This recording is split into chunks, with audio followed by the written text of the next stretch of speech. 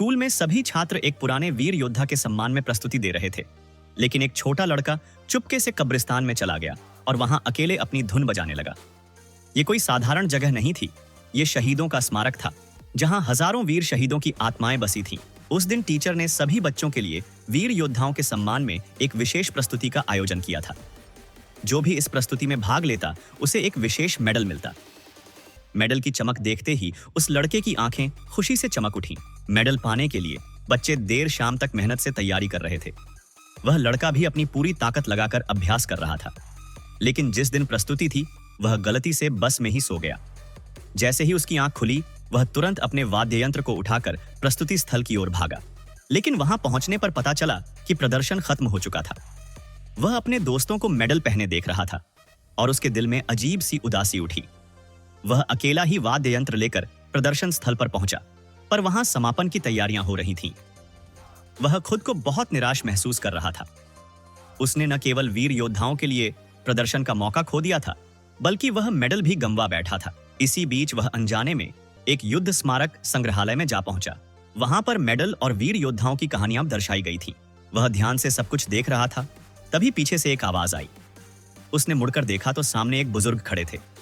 लड़के ने आदरपूर्वक उनका अभिवादन किया और उनसे पूछा कि क्या उन्होंने अभी-अभी की प्रस्तुति देखी थी। बुजुर्ग ने कहा कि वे वहां नहीं थे। लड़का खुश हो गया और उसने बुजुर्ग को अपनी धुन सुनाने की ठान ली ताकि वह मेडल का हकदार बन सके।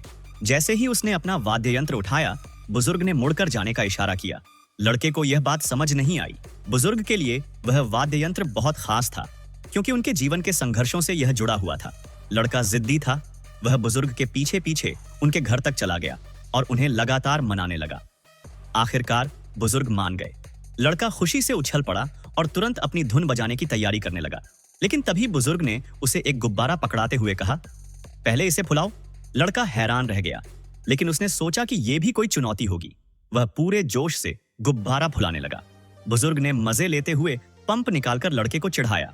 लड़का थक गया था और गुस्से से चुप हो गया। बुजुर्ग का उद्देश्य पूरा हो चुका था, लेकिन लड़का हार मानने वाला नहीं था। उसने फिर से वाद्य यंत्र उठाया और एक पेड़ की शाखा पर चढ़ गया ताकि वह बुजुर्ग को धुन सुना सके। जैसे ही वह धुन बजाने को तैयार हुआ, उसका पैर फिसल गया और वह नीचे गिर पड़ा। बुजुर्ग उसे वापस अपने घर लेकर आए और उसकी चोटों का इलाज किया। लड़का बुजुर्ग से नाराज था, लेकिन बुजुर्ग की आंखों में एक गहरी उदासी थी। उन्होंने बताया कि वह खुद एक समय में वीर सिपाही थे और उस वाद्य यंत्र ने कई बार युद्ध के मैदान में सैनिकों को प्रेरित किया था। हर बार जब वह वाद्य यंत्र देखते, उन्हें अपने खोए हुए साथियों की याद आती जो युद्ध में शहीद हो गए थे। लड़का अब समझ चुका था कि बुजुर्ग उस धुन को क्यों नहीं सुनना चाहते थे। उसकी आंखों में आंसू आ गए। बुजुर्ग ने लड़के को गले से लगाया और कहा, अब तुम अपनी सबसे बेहतरीन धुन बजाओ, मैं सुनूंगा। लड़के ने माफी मांगी और वाद्य यंत्र उठाकर कब्रिस्तान की ओर चला गया। वहां खड़े होकर उसने वीर शहीदों के लिए अपनी धुन बजाई, जो उसकी जिंदगी का सबसे सुंदर और भावपूर्ण प्रदर्शन था। वास्तव में आज की शांति उन वीरों की वजह से है जिन्होंने अपने प्राणों की आहुति दी। उनकी वीरता और बलिदान को हमें हमेशा याद रखना चाहिए। वीर शहीद अमर रहें, उनका त्याग हमेशा हमारे दिलों में जीवित रहेगा। अगर आप हमारे शहीद वीरों से दिल से प्यार करते हैं तो वीडियो को एक लाइक करके कमेंट में जय हिंद जरूर से लिख देना।